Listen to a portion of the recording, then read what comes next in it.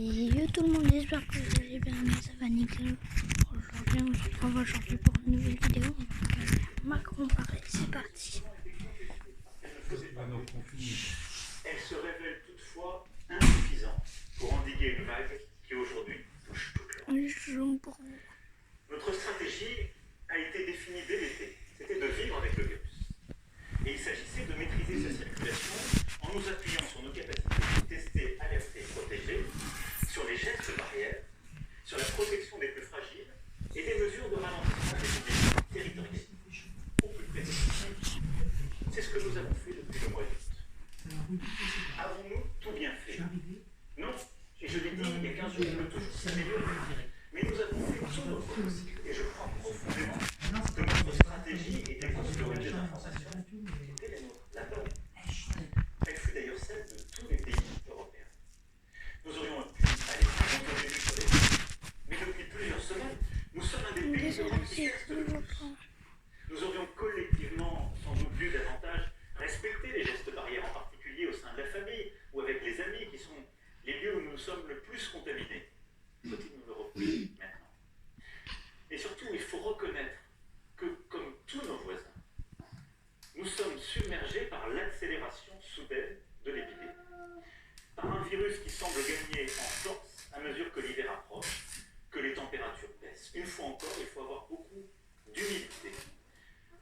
Nous sommes tous en Europe surpris par l'évolution du virus. Certains pays comme l'Espagne, l'Irlande, les Pays-Bas ont pris plutôt des mesures plus dures que les nôtres. Pourtant, tous, nous en sommes au même point. Débordés par une deuxième vague qui, nous le savons désormais, sera sans doute plus dure et plus meurtrière que la première. À ce stade, nous savons que quoi que nous fassions, près de 9000 patients seront en réanimation à la mi-novembre, soit la quasi-totalité des capacités françaises. Nous nous organisons bien sûr pour y faire face, rouvrir des lits supplémentaires, et nous allons faire le maximum d'efforts tous ensemble, mais ce n'est pas suffisant. Si nous ne donnons pas aujourd'hui un coup de frein brutal aux contaminations, nos hôpitaux seront très vite saturés sans que nous ayons cette fois la possibilité de transférer beaucoup de patients d'une région à une autre, parce que le virus est partout. Si nous ne donnons pas aujourd'hui un coup de frein brutal aux contaminations, les médecins devront alors choisir, ici entre un patient atteint du Covid et une personne victime d'un accident de la route, là entre deux malades du Covid. Ce qui, compte tenu des valeurs qui sont les nôtres, de ce qu'est la France, de ce que nous sommes, est inacceptable. Dans ce contexte, ma responsabilité est de protéger tous les Français. Et en dépit des polémiques, en dépit de la difficulté des décisions à prendre, je l'assume pleinement.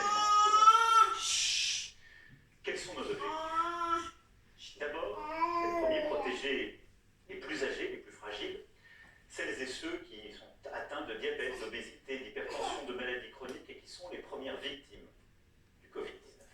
L'âge est le facteur prépondérant. 85% des malades décédés ont plus de 70 ans. Notre deuxième objectif, c'est de protéger les plus jeunes. Je l'ai déjà dit, si le virus tue les plus âgés, il tue aussi, même si c'est rare, les plus jeunes. Aujourd'hui, au moment où je vous parle, 35% des personnes en réanimation ont moins de 65 ans. Ils touchent donc sur des formes graves pour toutes les générations. Et nous ne savons pas dire aujourd'hui quelles sont les séquelles à long terme. Perte d'odorat, perte de goût, difficultés respiratoires. Contracter ce virus n'est jamais anodin, même lorsqu'on a 20 ans. Troisième objectif, c'est de protéger nos soignants, qui à l'hôpital, dans les structures médico-sociales, en ville, ont déjà beaucoup donné durant le printemps. Ils ont ensuite dû redoubler d'activité durant l'été pour rattraper les actes reportés au printemps. Et malgré la fatigue, ils font face aujourd'hui à cette montée soudaine des urgences. Nous leur devons de prendre toutes les précautions pour limiter la propagation du virus. Si nous ne le faisons pas pour nous, pour nos proches, faisons-le pour eux. Il s'agit, troisièmement, de protéger les plus modestes, qui, parce qu'ils vivent dans des lieux plus exigus, parce qu'ils occupent des emplois précaires, sont les plus touchés par le virus sur le plan sanitaire. Mais ce sont aussi les plus touchés par les conséquences économiques et sociale de la cuite. Ah, Enfin, il nous faut protéger notre économie. Je ne crois pas à l'opposition entre santé et économie que certains voudraient instaurer. Il n'y a pas d'économie prospère dans une situation sanitaire dégradée avec un virus qui circule activement. Et je vous le dis très clairement, il n'y a pas non plus un système de santé qui tient s'il n'y a pas une économie forte pour le financer. C'est donc un juste équilibre qu'il nous faut sans cesse rechercher, sans jamais perdre de vue un principe intangible. Pour nous, rien n'est plus important que la vie humaine. Quelles sont dès lors les stratégies possibles pour arriver à ces objectifs? Nous pourrions, certains préconisent, ne rien faire et assumer de laisser le virus circuler. C'est ce qu'on appelle la recherche de l'immunité collective, c'est-à-dire lorsque 50-60% de la population a été contaminée. Le Conseil scientifique a évalué les conséquences d'une telle option. Elles sont implacables. À très court terme, cela signifie le tri entre les patients à l'hôpital. Et d'ici quelques mois, c'est au moins 400 000 morts supplémentaires à déplorer. Jamais la France n'adoptera cette stratégie. Jamais nous ne laisserons mourir des centaines de milliers de nos concitoyens. Ce ne sont pas nos valeurs. Ça n'est pas non plus notre intérêt. Une deuxième voie serait de confiner les seules personnes à risque. Cette voie n'est pas non plus, au moment où je vous parle, utilisable. D'abord, elle suppose une discussion éthique.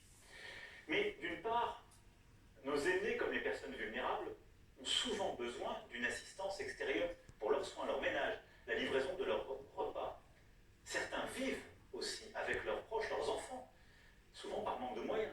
Et donc créer une forme de bulle autour d'une génération, de certaines personnes, comme une barrière entre les générations n'est pas réelle et à ce stade insuffisant. D'autre part, le virus se développe aussi et développe des formes graves chez les plus jeunes. Et donc confiner les seules personnes âgées est inefficace parce que le virus circulerait toujours trop vite et sous des formes graves dans le reste de la population. Et donc nous ne pourrions pas protéger nos soignants, nos urgences et même à terme nos aînés avec cette stratégie. Elle peut être pertinente, mais pas suffisante. Nous pourrions également faire, en quelque sorte, le pari de tout miser sur la stratégie du testé, alerté, protégé. Après tout, nous réalisons 1,9 million de tests par semaine. Nous sommes l'un des meilleurs pays d'Europe aujourd'hui en la matière. Et grâce au travail remarquable de l'assurance maladie et des agences régionales de santé, 100 000 appels sont passés chaque jour pour identifier les cas contacts et briser les chaînes de contamination. Mais si ce système peut être efficace, avec quelques milliers de cas par jour, nous avons aujourd'hui entre 40 et 50 000 contaminations quotidiennes dépistées. Sans doute en réalité le double. Ce système n'est plus efficace. Et d'ailleurs, aucun pays européen ne le retient plus aujourd'hui.